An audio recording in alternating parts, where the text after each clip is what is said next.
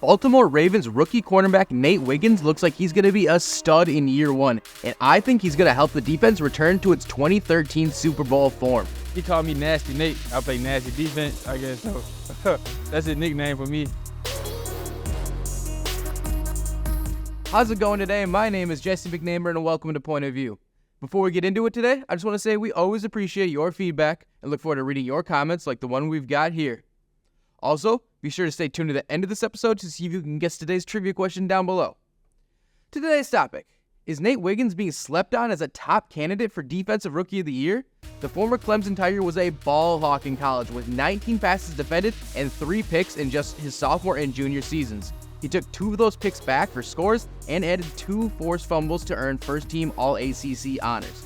But because of the loaded draft class and the fact that he was perceived as undersized despite his 6'1", 180-plus pound frame, he was the 3rd corner taken off the board.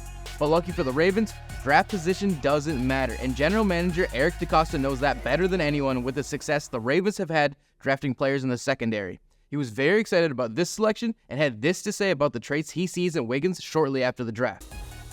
I look at Nate as just great feet, speed, coverability. Guys don't get open against him.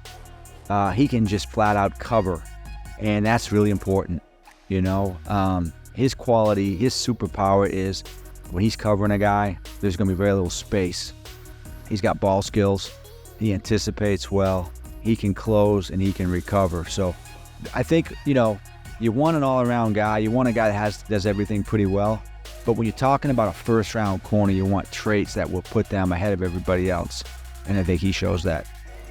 Again, the guy knows what he's talking about, and Wiggins has already started to prove his worth to the Baltimore fan base. Despite having to leave the game in the 3rd quarter due to a shoulder injury, which wasn't deemed serious, by the way, Wiggins had a fantastic preseason debut against the Eagles, and a couple of plays from the first drive of that game were circulating on Ravens social media.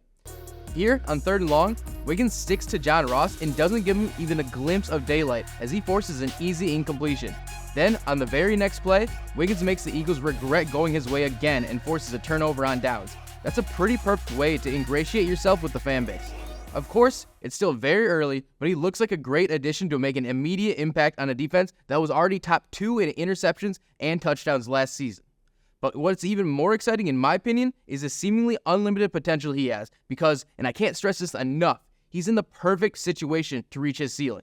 Not only have the Ravens always focused their efforts on being an elite defense, but their secondary right now is as elite as it's been since the Ed Reed days, and it's going to do wonders for Wiggins' development. I mean, Marlon Humphrey, Kyle Hamilton, and Marcus Williams in one room, what more could a rookie ask for?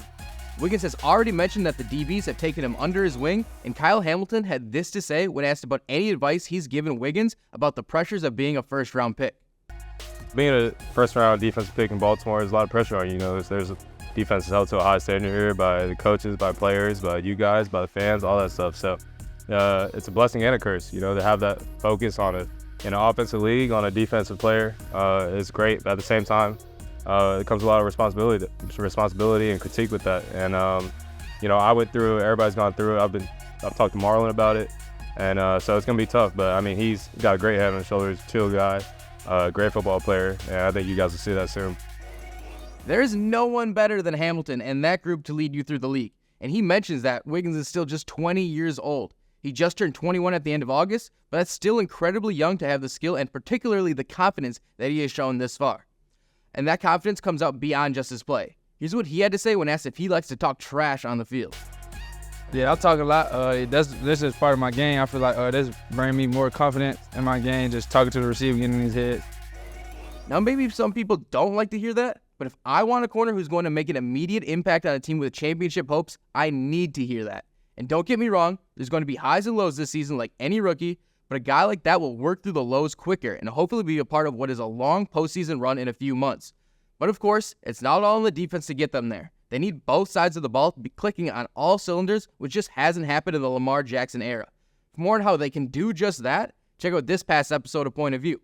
And the moment you've been waiting for, here's the answer to today's trivia question. We appreciate you tuning in to this episode of Point of View, and we'll see you in the next one.